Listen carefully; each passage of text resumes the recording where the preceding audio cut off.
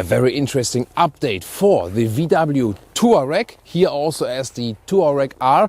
And all about this facelift here with Thomas Autogefühl for you in 4K, full screen, full length. Let's go! Technology changes and visual changes. Let's start here with the exterior. You get some updates here for this face and also light updates.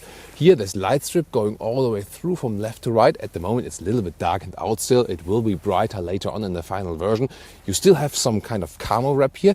And this is a lighting foil. See, it glows a little bit. It's the same technology that is used here on watches that you can see the arrows and so on at night. And also the main headlamp unit now HD matrix LED, 38,400 micro LED overall, and also the signature 1, 2, 3 element signature. The last one is a little bit hidden still here, but it will look a little bit modern than overall in the front. And as I said, this one here being the Tuareg R, the top sporty model with 462 horsepower. And with these new lights, you can even project things on the ground, like a lane guidance at night, for example, like we know from the Mercedes S-Class. The length remains at 4.88 meters or 192 inches. However, technology changes for the suspension. They now use a roof weight sensor. You can put up to 100 kilograms on that roof. And when there is the weight on the roof, the ESC, the electronic stability control or program, is set more on a safety tone, drawing everything back. When there's no weight on the roof, like now, then the ESC can be set on a sporty tone, ruling later. So overall enabling a wider span between sportiness and comfort. That is better for the driving dynamics, and they also changed something of the steering input. Pretty cool actually. As for suspension in general, you would start base with a normal C suspension, and then option you can get air suspension for all models. And then it gets even more specific. So, for the normal TDI and TSI, normal petrol and diesel engine, you can also get the rear axle steering in the opposite direction than the front wheels, making more agility, and also the anti-tilt control, keeping the car more upright. And to me, that would be the sportiest setup actually for the driving dynamics.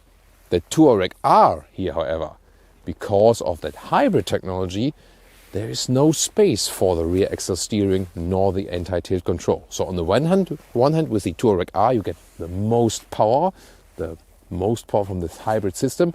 On the other hand, it's not the sportiest suspension. You really have to say pro and con there. Wheels, by the way, today 22-inch wheels, winter tires, the biggest ones available. But you can also get 21-inch wheels, performance tires, performance wheels. These are actually the set from the Porsche Cayenne, from the front axle. The Cayenne used mixed tires, front and rear. And here they decided then to go for the Cayenne front wheels then for all the tires. Very interesting. In the rear, you can see also the tail lamps are still hidden a little bit. There will be more lighting signature going on. But you can already see the biggest news is illuminated VW logo in the rear, and it will even be allowed in Germany, where the regulations are usually a little bit stricter as for lighting regulations. Very interesting. And towing capacity will still be 3.5 tons. Engine setup, either the 3-liter V6 TDI or the 3-liter V6 TSI. As pure petrol engine, 340 horsepower, or here then as the plug-in hybrid, either with a lower horsepower spec or the top horsepower spec in the Tuareg R, 462 horsepower. Then you have the combined power from the combustion engine and the electric motor. The battery remains at 14 kilowatt hours net, so there are no major changes to the engine lineup. Car key, rather long actually. Then door closing sound. Very solid, as we know from the Tuareg. Then updated inside door materials. You can see the top part here, it's softer now, and also has this blue contrast stitching, so that looks a little bit more premium.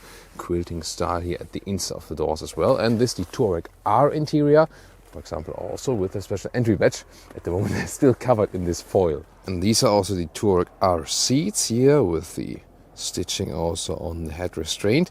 So far, no alternative to the animal skin material still for the Tuareg. Seating position, as we know from Tuareg, upright, comfortable, everything you might wish for, and headroom with 189 or 602 is enough, even though this one here is equipped with the panoramic roof, which still also has a real button to open, and goes really wide. Pretty cool indeed.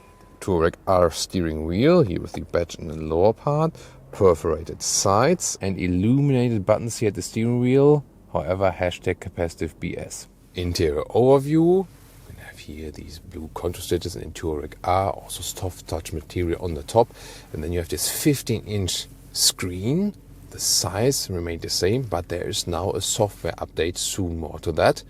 Here the ambient lighting integration, and in the lower part right here you have a lot of space, and now USB-C chargers and cup holders with ambient lighting around. And this material here in between has changed. It has a more matte appearance now.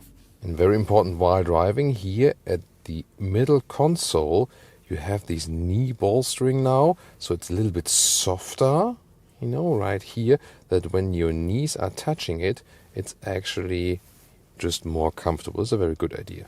Digital instruments, you can also have a bigger map view, and we are indeed here on a frozen lake filming for you. Infotainment system here in the close-up.